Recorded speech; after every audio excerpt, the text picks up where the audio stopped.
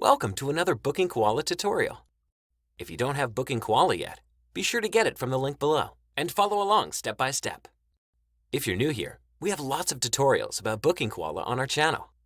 Make sure to subscribe and hit the notification bell so you can easily find us whenever you need help with BookingKoala.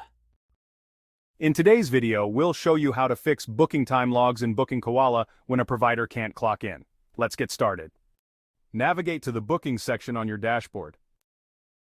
Hover over Booking Time Logs. This will show you the time logs for all your bookings. Scroll to the right end of the log. You will see the Delete button just below the Provider Status column.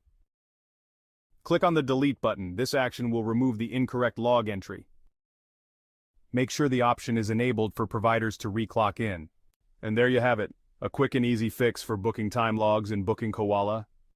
If you found this tutorial helpful, don't forget to like, subscribe, and hit that notification bell for more tips and tricks. Got any questions? Drop them in the comments below.